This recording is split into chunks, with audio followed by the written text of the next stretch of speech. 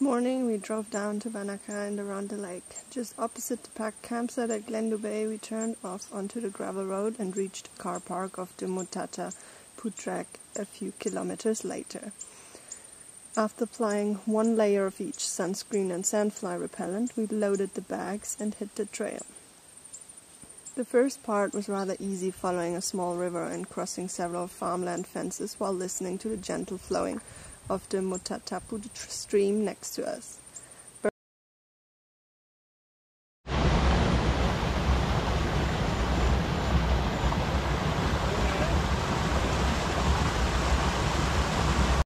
Birds were chirping in the trees, and I want to say I heard David humming with the buzzing of the insects surrounding us.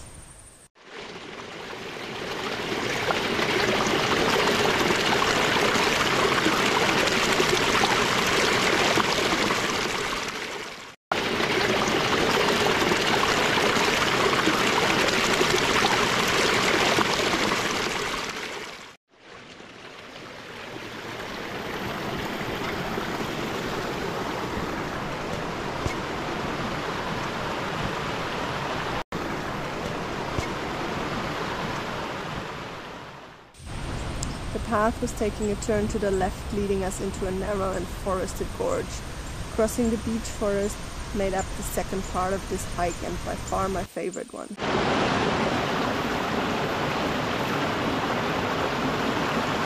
Protected from the heat of the day and in the shade of the big beech trees, we continued along the roaring river, climbing across roots and boulders.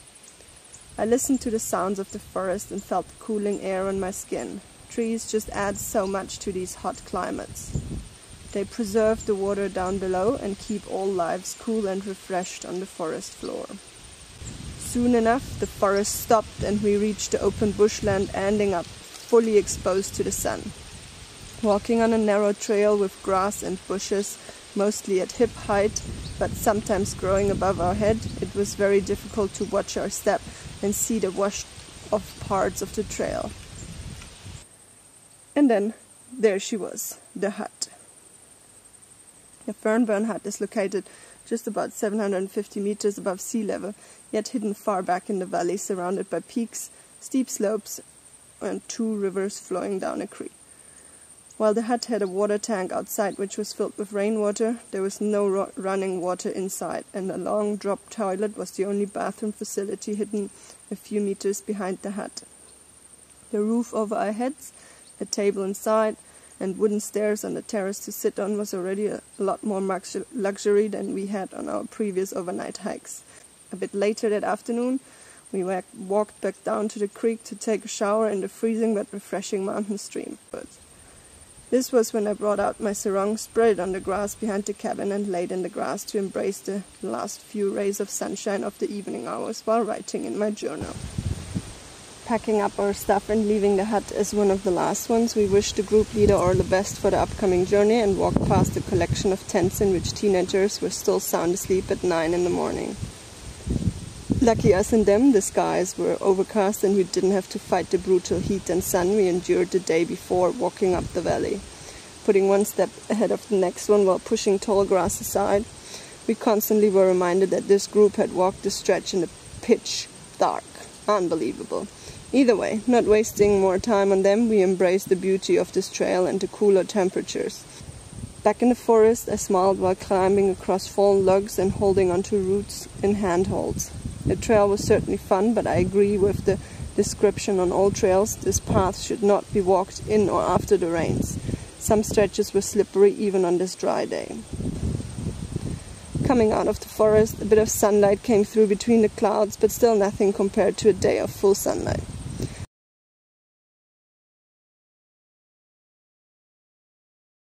Not long after, we crossed a few farmland fences and reached the car park. With tired and sore legs, we dropped bags and cooled off our feet in the nearby river. The water was icy cold, but it felt so good after the hike. What an adventure it had been.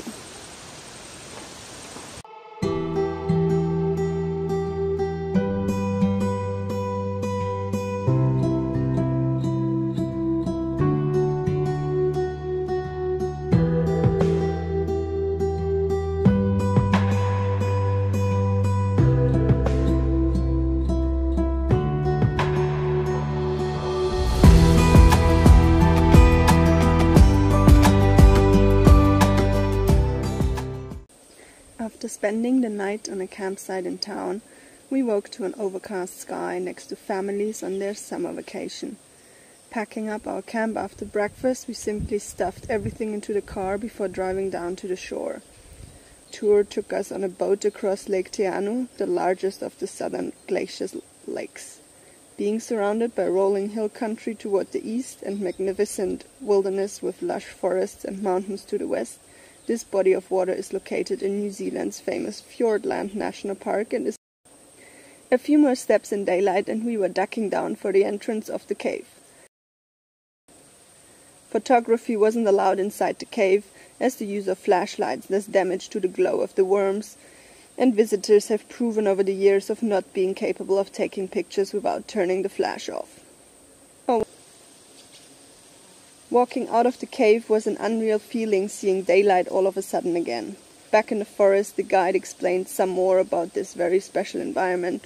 My plan for the day wasn't over yet, as I intended on camping in these very wild forests. So we drove a few kilometers further south after a light lunch in town and parked the car at the famous Kepler track, one of many multiple-day hikes in New Zealand. Having only one night left, we had no intentions of heading up into the mountains, but wandered through the thick beech forest on a well-maintained trail to the shores of Lake Manapuri.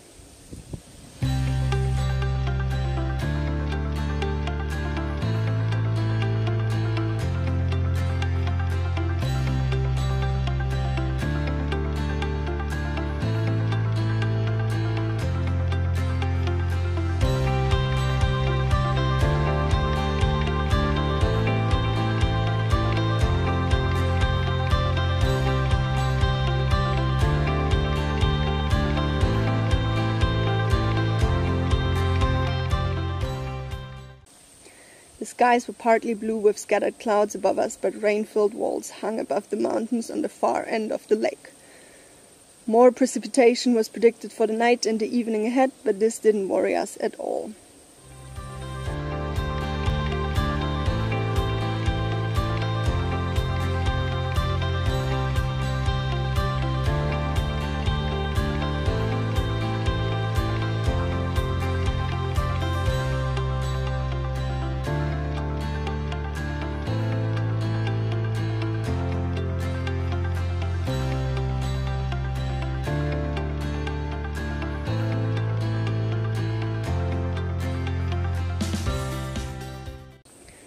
It rained all evening long in the mountains ahead of us, but we stayed mostly dry and were gifted with a spectacular sunset scene before heading inside our tent for the night.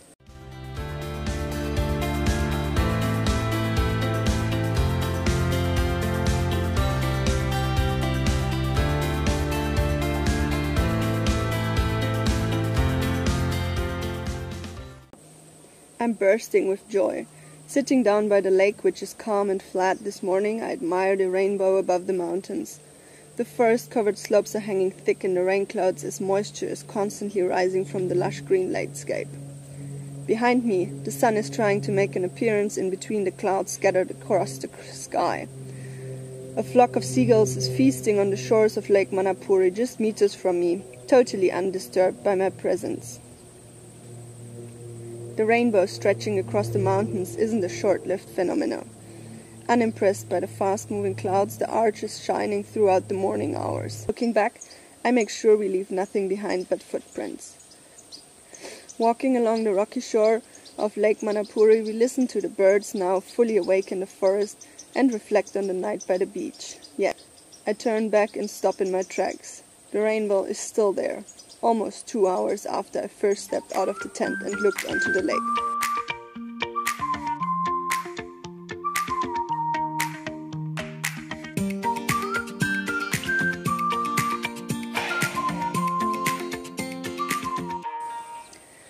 Not long after, we are back at the car park, throw the backpacks in our vehicle and take off the shoelaces of our hiking boots. It's been a wonderful hike, an even better morning with the rainbow greeting us, and this is not even noon yet. And with those thoughts in mind, we drive across the countryside of Southland and back into Central Otago. We only stopped once for what was supposed to be a light lunch, but turned into a heavy burger meal we should have rather shared than doubled up, and one more break to enjoy the views of Lake Wakatipu.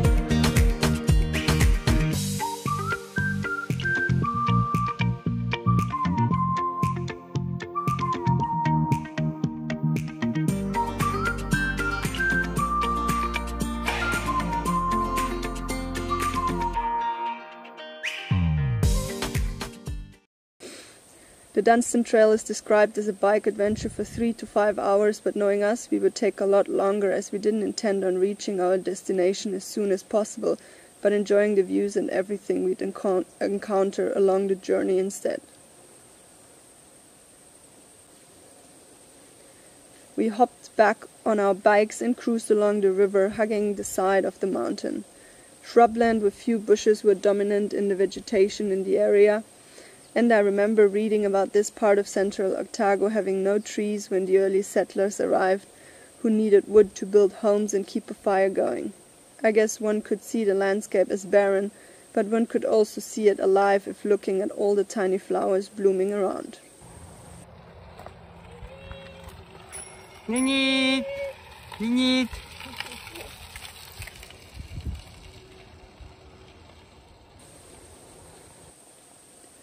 The landscape was now getting more rugged as the trail was cutting into the cliffs, requiring our full attention. With only a few ups and downs so far, we kept the speed low, ensuring we could slow down for the next unexpected turn or bend.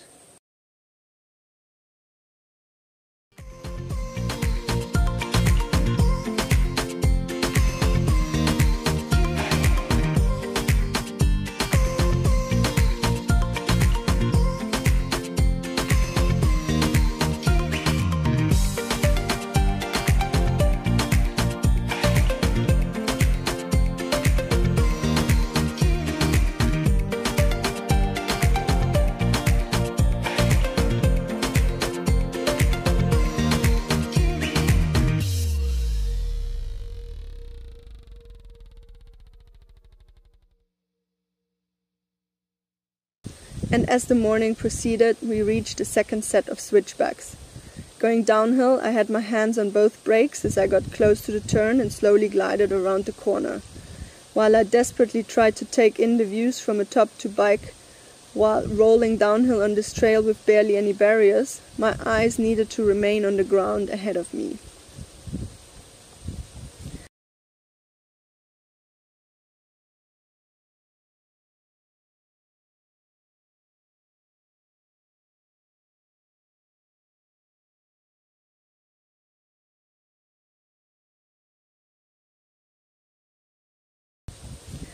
Just as we reached the bottom of the hill, the cute little coffee shop and burger joint were inviting us for a break. Remembering what the driver told us this morning, we ordered the venison and thyme burger and shared a delicious meal while sitting down by the river. What a creative business idea to bring 2 boats into the bay and invite tired cyclists for a rewarding break.